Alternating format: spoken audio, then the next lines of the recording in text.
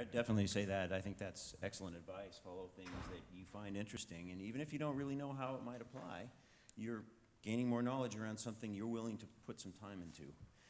So I'm a big Steve Jobs fan, and I really liked, probably you've seen his commencement speech that he gave at Stanford a number of years ago, and one of the stories he told was when on calligraphy, right? He dropped out of college because he knew he wasn't spending his parents' money well, but he said, you know, calligraphy is one of the expertises here at Reed College, and I'm curious, I'm gonna go take this class. And he had no idea where it would end up applying, but years down the road, as he was developing the Mac, he thought, well, hey, maybe we could put, you know, fonts into the Mac, and that made it stand out. And, you know, since hearing that speech, the last roughly 10 years of my life and career, in both cases, I've actually followed that, thinking, you know, if there's something I'm interested in, I'm gonna follow that. And I've started to find, not always, but many times you do connect the dots down the road sometime. And that gives you your own unique brand. I don't know if there's any should about it, but if it's disparate things that you're interested in, you have no idea how you may put those together, and that will help you stand out because it makes you unique, not following whatever everybody else says you should do. But I think it's fair to say that because we also get these questions, what kind of skill sets do students need in the 21st century? And I think the answer is probably to find the problem or the idea and how to develop it first, and then develop the skill set that you need to answer it. There's a question here. Yeah, so I wanted to know Can you speak into the... Yeah. Okay, is it? Yeah. So I wanted to know, how do we deal with negative results? So we get these results, more negative results than positive ones in our field more often. And a lot of us might know that there's this journal called the Journal of Negative Results in Biomedicine, which I think is really great. And I've tried to adopt this outlook that, okay, you've eliminated one wrong answer, but then it gets tiring. You cannot just keep having that outlook. So how do you exactly deal with this? Yeah, in fact, I would say that you have to distinguish if it's a methodological problem, something that you did wrong, or if it's a real negative result from which you should learn. And in fact, you know, there are some journals that accept to publish negative results. And this is extremely important because the others will also learn from your results, right? So I am of the opinion that negative results are as important as positive results. And also, sometimes you learn even more from these negative results than from the positive ones that tell you what you thought you would find. That's boring, right? So, I have a question for you. Yeah. How do you define a negative result? Okay, so what I thought that I was going to get, what I expected, something around that area. Okay, I had a spectrum that these are the things that I might expect. Not a binary thing, 0 or 1, but a wide spectrum. But then I get something that falls way beyond that spectrum. It's a massive outlier. So that's what I call a negative result. Well, yeah. I would say that if you have a massive outlier and you've done the proper controls, it's not a negative result. It's an awesome result. If it's a repeatable outlier, right? If you set your experiment up properly, and you can't always do this. Sometimes there's a control you really need to do. You can't do because the mouse doesn't exist or the technology doesn't, whatever, right? Yeah. But if you really set up your experiment as best you can with the controls, and the controls work, then whatever result you get is the result. Okay. It's not necessarily, yeah? So I think you have to be very careful about what you call a negative result. Good. Next question. Thank you. Oh, okay. So I wanted to ask you, thank you very much for the inspiration. How much do you hold on a project that you cannot get any results in it? And did it ever happen to you that it leads you later on the road and you say, okay, at this exact point, I'm not having enough tools, technical tools or whatever, knowledge tools, to answer this question, so I'm putting this project aside. But then years later, you think you have some brilliant idea that can actually solve the problem, and you're going back to it. So when you say, okay, enough with this project, I'm going to put it aside for a while, and maybe I'll get back to it. So I think that you won't, unless you have good students, right? So I think that students have several values, and one is you're a pair of cheap hands, all right? But forget that aside. What has happened to me is I've had an idea, the technology didn't exist, right? Years down the line, I have forgotten to ask that question. But what happened is a student who is now in the same situation that I was in the beginning, where I was asking a question that only a student can ask because they ask these very basic questions. A student asked me that question. And we went and did the experiment. So one of your incredible values is that you will ask the questions that you ask because you know nothing. Yeah.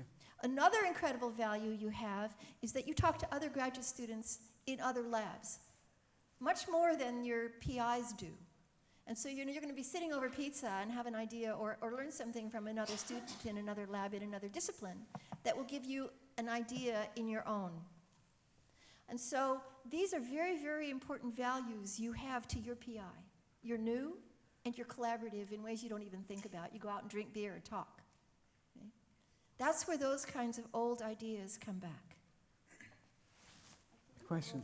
There are lots of questions, so let's keep the questions and the answers short because we have maybe 5 to 10 minutes more. Yeah, so I was wondering, so you're talking about how science should be, you should share your science, which I also agree to, but what if you're in an environment that doesn't support that or nurture this way of thinking? How do you as a PhD student deal with an environment that wants to keep science closed? No, but I mean, it's not necessarily a bad... Yeah, really. No, but it's not necessarily a bad lab, but how do you... what can you change, or what can you... You do you.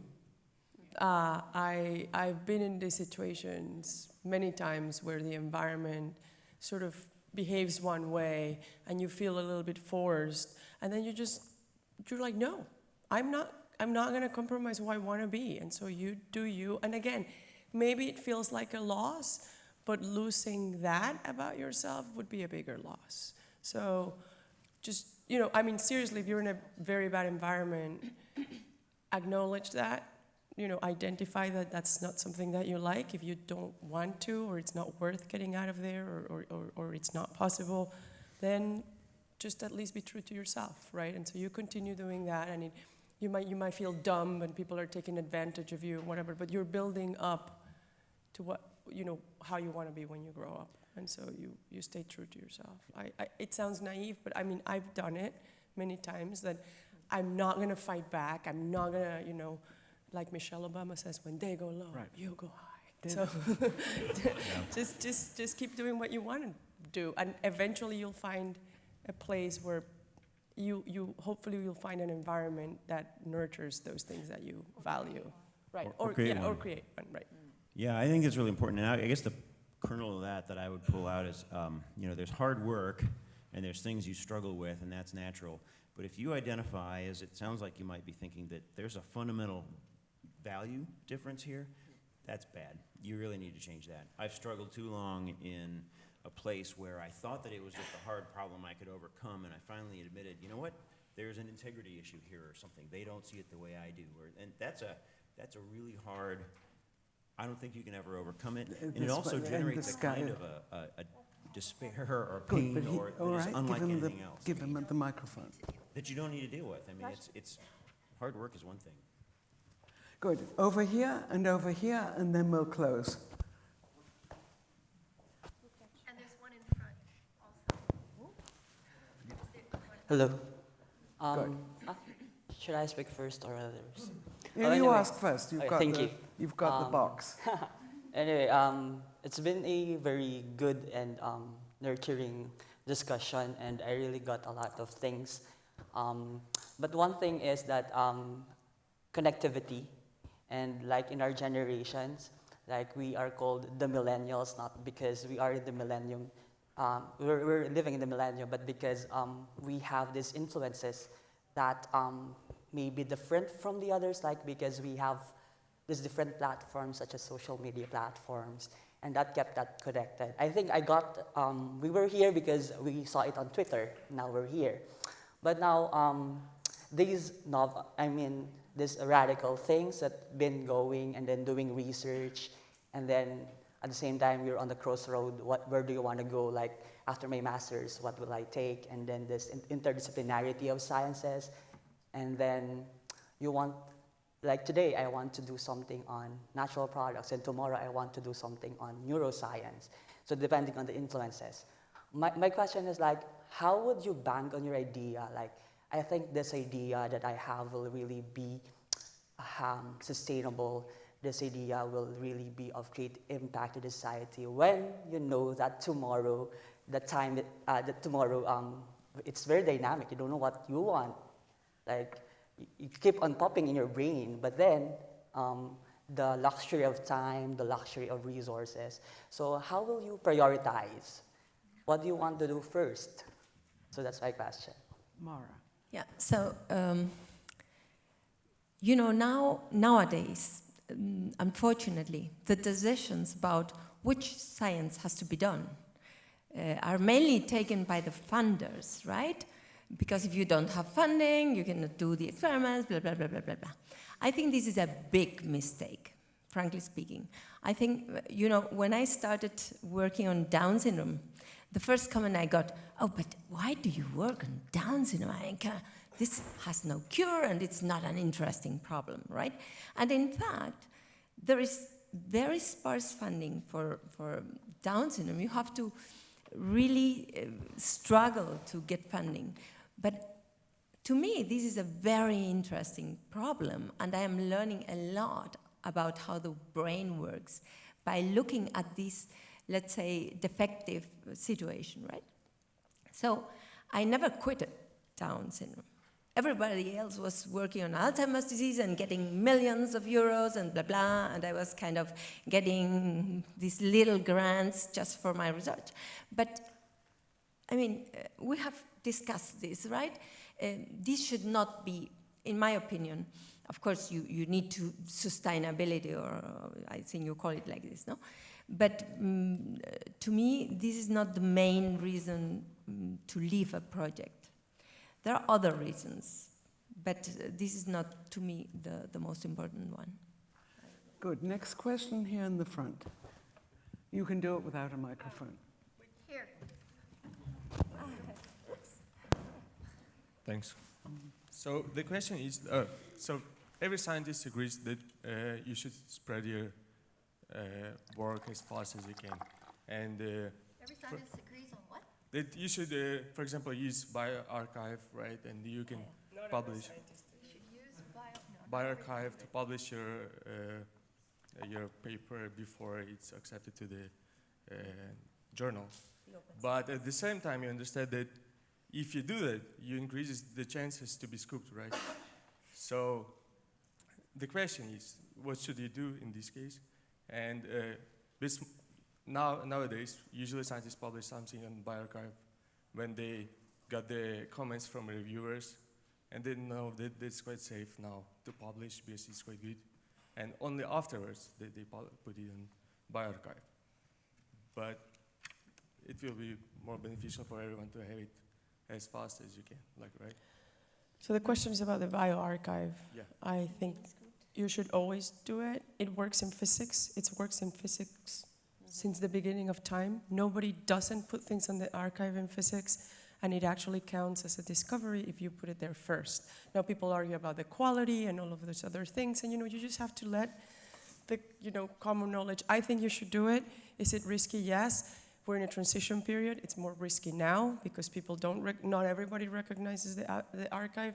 But if we don't do it, then it won't get there. And we're like in the hands of, look at Elsevier. They're like behaving super badly right now. We need to take the power away from them. I mean, this article in Nature that the bioarchive is going to distort reality into the public opinion, that's bullshit. We should be refereeing press releases. That's what actually distorts the public opinion. But anyway, so I think that we should do it. It's risky, but you know what? we're scientists. We're supposed to take risks. So yes, again, you think that this paper is the most important thing in your career, but it's not. It's important, but I think personally you should do it. I struggle a lot with collaborators who don't like doing it, and I have to respect it. But I think we should all just jump in with 2 feet, and I think a lot of really smart and creative people are doing it, and I think a lot of people are strugglingly following. Last question, otherwise you're not going to get lunch. Who cares about lunch? You have science. We eat here? We don't? No. We don't hear you. Okay, so I have a more practical question. So typically, research projects are based on literature, right? At least my project is based on the literature which were published. Yeah? What do you do when things are not working? What do you do when the things are not working as described in the literature or not working at all? The project is actually depending on. Call them up. All of them? The main ones. Somewhere there's a paper where there's the technology that is not working for you. So just put it in a bit more context. I'm working with proteins and protein-protein interaction, yeah? And then for me it's important to have these interactions. But what I see in the literature is just like, like these Western blots where you see these faint bands and they say, yeah, it's a direct interaction and these kind of things. And then I repeat it and test it, it's not working. So if you think that there's a lab that published something that might not be right, go to that lab. Yeah. Just, tell your advisor, can you send me to that lab? You go, you Right. see it, right? Yeah. So there's 2 possibilities. One, it's not true, right? The other one is you don't have the right conditions. Yeah. And sometimes, I give you a very quick example in immunology. When immunologists were first able to put cells in culture and make them work, as opposed to in an animal, it worked in this lab in San Diego. And it didn't work anywhere else. And then all of a sudden, it worked in one other place in America. And it turns out that it was the amount of selenium in the water. Yeah. Right? It was a reducing agent. Yeah, Dick Dutton. Or it right? can be- So go to the lab. If you have to, pick yourself up, get on a plane or a train or whatever, and go to that lab and make it work there, and then bring it home. Good. I'm afraid we have to stop there. If you have other questions, come and ask the panel members individually, or even think of taking one of them to lunch. I have a shot to bring this. And I heard